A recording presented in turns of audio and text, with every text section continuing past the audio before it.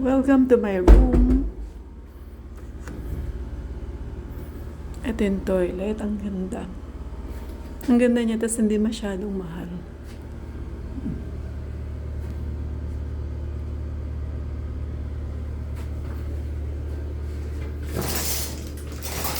Shower, heater, shampoo.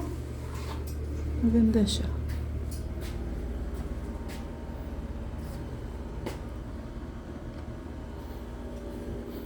May sofa, may dining table, may lutuan, oh.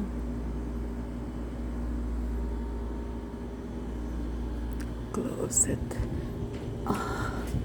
Ay. Ayan. Merong safe. Wala naman na ilalagay sa safe. Tapos yan. Ganda rin niya. Oops.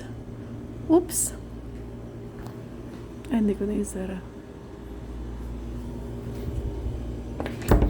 Silipin natin sa labas.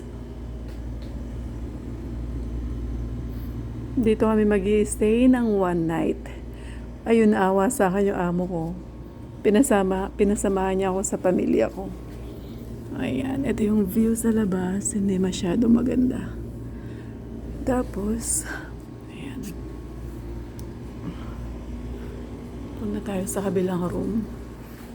Sa magiging kwarto ng aking anak. Doon tayo sa magiging kwarto ng aking anak. Punta tayo sa room 218.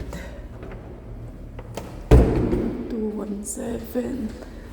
218. Ito yung 218. 218. Oops. Ganun din.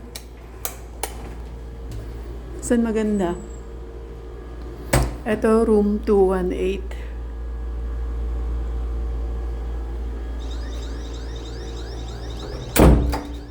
Ito yung toilet. Ganun din. Ba't nagwiwiwiw?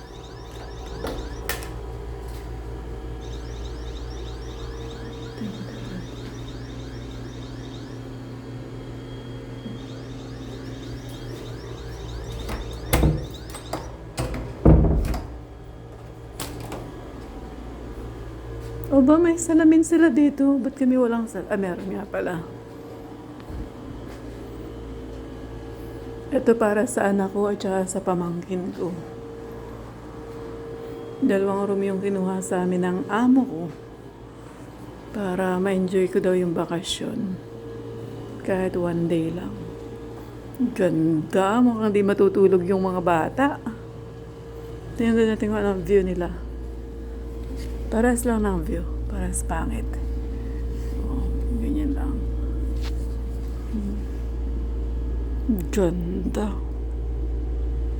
Ayan. Mukhang walang tulugan ng mga bata.